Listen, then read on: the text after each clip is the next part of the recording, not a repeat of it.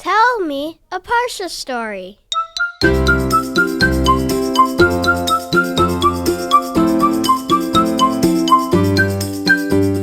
Welcome to Parsha House. When this story happened about 250 years ago, it was before there were cameras, because this story happened in the 1700s and cameras were invented in the 1800s. So today, for example, if the President of the United States would come to your school or to your town to visit, you would recognize him and know what he looks like because you would have seen pictures of the President of the United States. But when this story happened, sometimes there were great people that lived a few hundred miles away from you, not even so far, and you only could imagine what they looked like because you had never seen a picture of them or had never met them. In this week's story, Rabbi Akiva Eger and Rabbi Yaakov Milisa were traveling together to Warsaw. It was about a 220-mile or so distance, and they were traveling by horse and buggy because there weren't cars yet. So by horse and buggy, this was about a 6-day ride.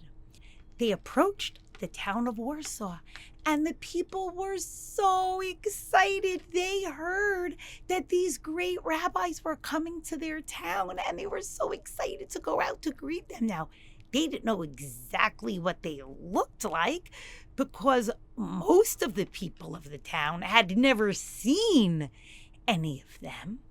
But there was a big commotion.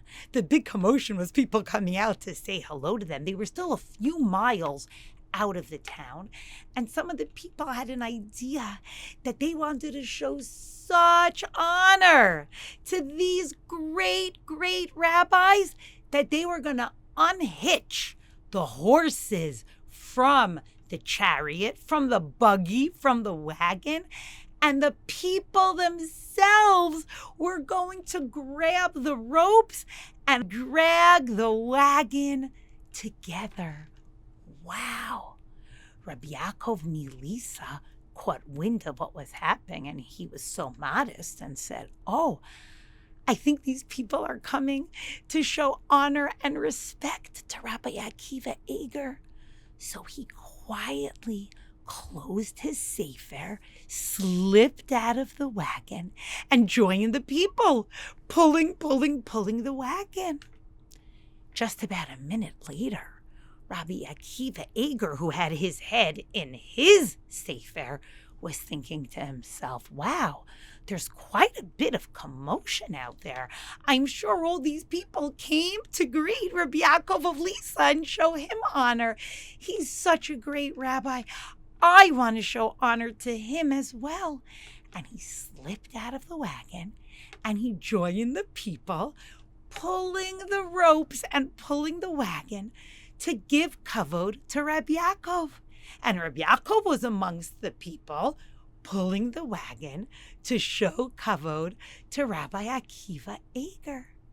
And when they finally reached the town, the people were so excited. And they went to open up the curtains on the side of the wagon to greet the two rabbis. And the wagon was empty, because both rabbis were amongst the people pulling the ropes of the wagon. How modest each of them were, that neither of them could have dreamed that the people were coming out to welcome and honor them. They were thinking of the other. This week's Parsha, Parashat Ki Teitzei, has a record number of mitzvot recorded in it, 74. And as we know, mitzvot are intended to refine us, to make us better, to make us more kind and more sensitive. You see a donkey that's burdened by its heavy load, help it, help out. You see an object on the street, pick it up. See if you could figure out who it belongs to and do the mitzvah of Hashavat Aveda and return it to somebody. Rabbi Akiva Eger and Rabbi Yaakov Milisa show us what it means to be people that live a life of Torah and mitzvot and become so refined as a result. My bracha to all of us is that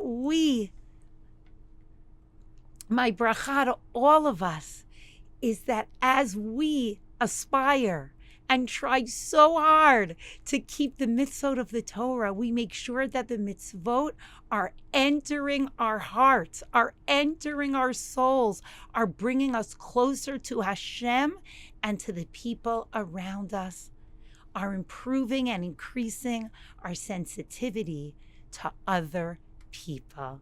Shabbat Shalom to all.